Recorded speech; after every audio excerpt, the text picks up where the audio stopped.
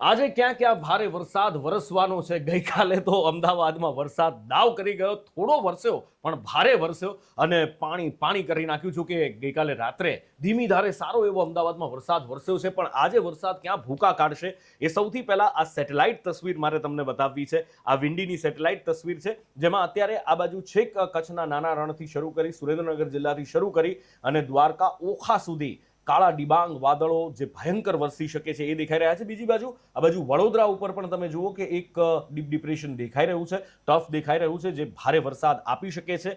સરકારની જે satellite image છે ભારત સરકારની, એ શું કહે છે એ તમને બતાવું। ભારત સરકારની આ સેટેલાઇટ ઇમેજ કે જેમાં ગુજરાત ઉપર એ જ ચિત્ર અત્યારે બતાવી રહ્યું છે, આ બાજુ વડોદરા અને આ બાજુ સૌરાષ્ટ્રના જે ભાગો મેં ગણાવ્યા એની ઉપર પણ વિંડીનું મોડલ શું કહે છે કે દિવસ દરમિયાન ક્યાં ભયંકર વરસાદ વરસી શકે છે। આ સવારે 8 વાગ્યાનું બતાવે છે ચિત્ર, આપણે એને 9 વાગ્યા ઉપર લઈ જઈએ તો અહીંયા સુરતની ઉપર એટલે કે આ એક મોટી સિસ્ટમ જે ભારે વરસાદ વરસી શકે છે એ ડેડિયાપાડા છે, ઉકાઈ રિઝર્વર છે, એની સાથે વ્યારા છે, તાપી જિલ્લાને ત્યાં આસપાસ નર્મદા અને તાપી જિલ્લા, ભરૂચ જિલ્લામાં પણ સારો એવો વરસાદ વરસવાની શક્યતા બતાવી રહ્યું છે। એની સાથે આ ટર્ફ અહીંયાથી શરૂ કરી અને છેક સૌરાષ્ટ્રના ભાગો સુધી આ મહુવા એટલે ભાવનગર જિલ્લો, રાજુલા અમરેલી જિલ્લો છે, ત્યાંથી અમરેલી શહેર છે, આ જેતપુર એટલે રાજકોટ જિલ્લો, ઉપલેટા, જુનાગઢ, કાલાવડ, રાજકોટ, આ બધા જ જિલ્લામાં સારો એવો વરસાદ વરસી શકે છે। પણ જેમ જેમ દિવસ આગળ વધે છે, સમય વીતે છે, એમ શું પરિસ્થિતિ થાય છે તો આ પરિસ્થિતિ થાય છે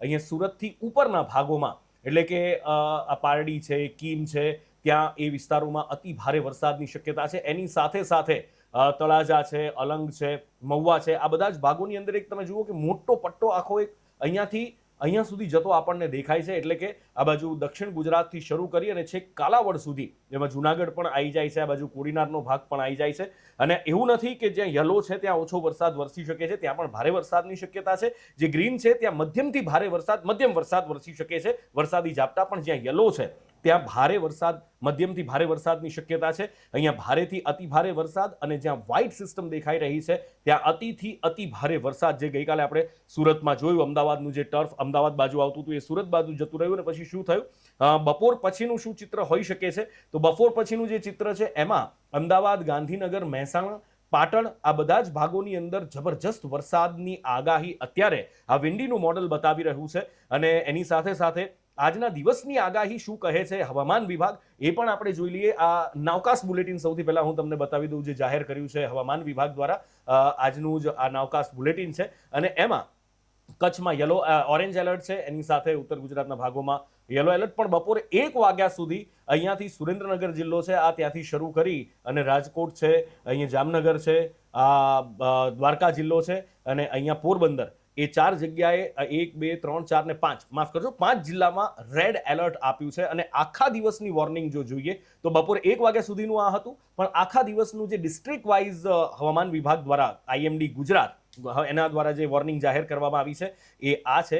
અને એમાં તમે જુઓ કે અમદાવાદમાં રેડ એલર્ટ છે, આ બાજુ ખેડા અને અહીંયા સૌરાષ્ટ્રમાં પણ બોટાદ છે, ભાવનગર છે, ત્યાં રેડ એલર્ટ છે। એની સાથે દક્ષિણ ગુજરાતના મોટા ભાગના જગ્યાએ છોટાઉદેપુર હોય, વડોદરા હોય કે પછી ભરૂચ, નર્મદા, સુરત છે, તાપી છે, આ બાજુ તમે ડાંગમાં આવો કે પછી વલસાડ જિલ્લામાં આવો ત્યાં રેડ એલર્ટ છે। એની સાથે આ જે ભાગો દેખાય છે ત્યાં ઓરેન્જ એલર્ટ, ઉત્તર ગુજરાત અને કચ્છમાં યલો એલર્ટ છે। એટલે આ હવામાન વિભાગ દ્વારા જાહેર કરેલી વોર્નિંગ છે, આ દિવસ દરમિયાનની છે। જે પહેલા બતાવ્યું એ નાવકાસ્ટ બુલેટિન હતું, રેન એક્યુમ્યુલેશન પણ હું તમને બતાવું, પણ એ પહેલા આ સાંજે 5 વાગ્યા સુધીનું ચિત્ર વિંડી બતાવી રહ્યું છે।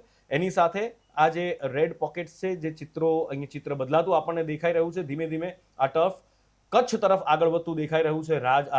રાપર છે, આ બાજુ મહેસાણા છે, અમદાવાદ છે, ત્યાં પણ રેડ એલર્ટ હવામાન વિભાગ દ્વારા આપવામાં આવ્યું છે। અને એવું જ અહીં બતાવી રહ્યું છે જામનગર, જે અત્યાર સુધી વરસાદ માટે તરસી રહ્યું છે, રાજકોટ વરસાદ માટે તરસી રહ્યું છે, ત્યાં એટલો બધો વરસાદ નથી, કચ્છ પણ વરસાદ માટે તરસી રહ્યું છે। એટલે એ બધી જગ્યાએ બની શકે કે આજના દિવસમાં સારો એવો વરસાદ વરસી શકે છે, મેઘરાજા મહેરબાન થઈ શકે છે। આમ જુઓ તો મોટાભાગના ગુજરાતના જિલ્લા તાલુકાઓ છે એ બધા જ અત્યારે વરસાદી ટફ છે, જે સિસ્ટમ 4 સક્રિય થઈ છે એની અંડરમાં આવી જાય છે। ડીપ ડિપ્રેશન છે, એ ડીપ ડિપ્રેશન કેટલીક જગ્યાએ ડિપ્રેશનમાં પરિવર્તિત થયું અને એમાં સારો એવો વરસાદ આપણને વરસી શકે છે। આજના દિવસનું અનુમાન આ કાલના દિવસનું અનુમાન છે, પણ આ કાલના દિવસના અનુમાનની આગાહી અત્યારથી કરવી ખૂબ અઘરી છે। એનું કારણ એ છે કે વરસાદે જે દાવ કર્યો હતો ગઈકાલે અને તડકો ખીલ્યો અમદાવાદમાં. ખાલી લગભગ સમજો કે અડધો પોણો કલાક વરસાદ વરસ્યો અલગ અલગ જગ્યાએ, પણ પાણી કરી દીધું. પણ અત્યારનું જે ટફ બતાવે છે એમાં અમદાવાદ અને ગાંધીનગરમાં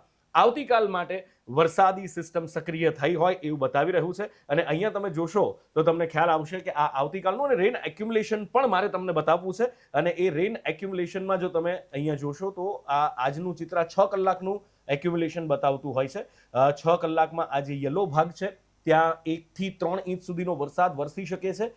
સવારના 10 થી શનિવારના બપોરના 4 વાગ્યા સુધીનું આ ચિત્ર બતાવે છે. સુરતથી લઈ મહુવાને આ બધી જ જગ્યાએ તમે જુઓ કે 1 થી લઈ અને 4 ઇંચ સુધીનો વરસાદ, અરબી સમુદ્ર આ બાજુ 3 ઇંચ સુધીનો, માફ કરશો, વરસાદ વરસી શકે છે. કેટલાક પોકેટ્સ બીજા અહીંયા યલો પણ બની રહ્યા છે. જ્યાં ગ્રીન છે ત્યાં 1 ઇંચ સુધીનો વરસાદ વરસી શકે છે અને જ્યાં બ્લુ છે ત્યાં ખૂબ જ ઓછા વરસાદની શક્યતા છે. પણ એને જો આગળ આપણે જોઈએ 6 કલાકના પોકેટ કઈ રીતે ક્યાં બદલાય છે તો દક્ષિણ ગુજરાતમાં ભારે વરસાદની શક્યતા હજી પણ દેખાઈ રહી છે. સુરત માથેથી જાણે ઘાત ટળી ન હોય એવું દેખાઈ રહ્યું છે. ભરૂચમાં પણ સારો એવો વરસાદ વરસી શકે છે. પણ આ આજના દિવસની આગાહી છે, આવતીકાલની આગાહી છે. એ આવતીકાલે સવારે અમે તમને બતાવશું કે સવારે કેવી રીતે શું થઈ શકે છે, ક્યાં અમદાવાદમાં શું પરિસ્થિતિ થઈ શકે છે, એ કાલે વાત કરશું. પણ હજી 3-4 દિવસ અમદાવાદમાં સારો એવો વરસાદ વરસવાની શક્યતા છે. એની સાથે ક્યાં સારો વરસાદ વરસે છે એના પણ ઘણા બધા આસ્પેક્ટ્સ હોય છે. વિન્ડીનું મોડલ ઘણું બધું બતાવતું હોય છે. નરેશભાઈ છે અત્યારે મારું શૂટ કરી રહ્યા છે, હું એમને કહીશ કે તમે આ બતાવો. આ થંડર સ્ટ્રોમ છે કે જ્યાં આગળ થંડર સ્ટ્રોમ એટલે સ્વાભાવિક રીતે જે આ પવનની દિશા ને એ બતાવે છે. 42 કિલોમીટર પ્રતિ કલાકની ઝડપે કચ્છમાં સારા એવા વરસાદની શક્યતા. અહીંયા માફ કરશો, આ કચ્છમાં અત્યારે પૂરું ધાકોર દેખાઈ રહ્યું છે, પણ પાકિસ્તાનના ભાગોમાં જે વરસાદ વરસી રહ્યો છે ત્યાંથી આ ટફ આગળ વધી રહ્યું છે ધીમે ધીમે, જે આપણે ગુજરાત ઉપર સક્રિય થયું છે.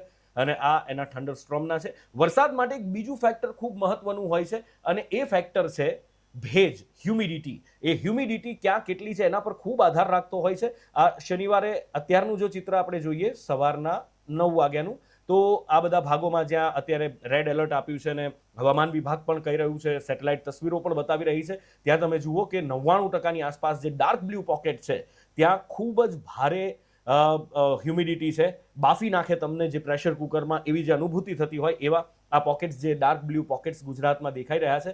ત્યાં સૌથી વધારે શક્યતા હોય છે કારણ કે વરસાદ વરસવા માટે સૌથી મહત્વનું ફેક્ટર છે હ્યુમિડિટી. અને એ હ્યુમિડિટી ફેક્ટર ક્યાં ક્યાં સૌથી વધારે દેખાઈ રહ્યું છે, જે વોર્નિંગ છે એ પ્રમાણે તમે જુઓ તો અહીંયા હ્યુમિડિટીનું પ્રમાણ તમને સૌથી વધારે દેખાશે, ભેજનું પ્રમાણ સૌથી વધારે દેખાશે. સાંજના સમયે જે અમદાવાદમાં રેડ એલર્ટ આપવામાં આવ્યું છે એનું એક કારણ એ પણ છે કે અહીંયા ભેજનું પ્રમાણ લગભગ 96% આસપાસ છે અને 95 થી 96% આસપાસ. એટલા માટે ભારે વરસાદ વરસવાની શક્યતા અમદાવાદમાં વ્યક્ત કરવામાં આવી છે. એની સાથે અહીંયા પણ તમે જુઓ તો 98% વરસાદ વરસી શકે છે આ અમરેલીના ભાગોની અંદર.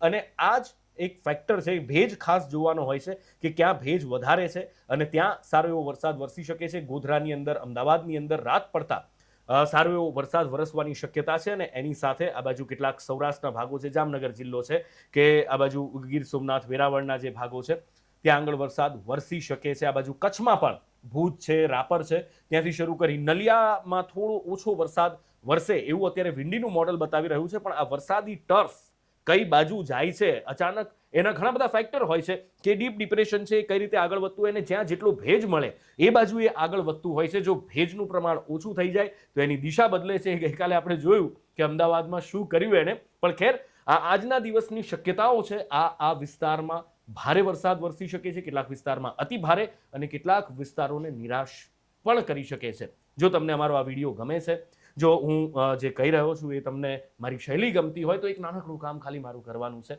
વિડીયોને લાઇક અને શેર કરવાનો છે અને અમારી ચેનલને સબસ્ક્રાઇબ, ફોલો કરવાની છે. Thank you.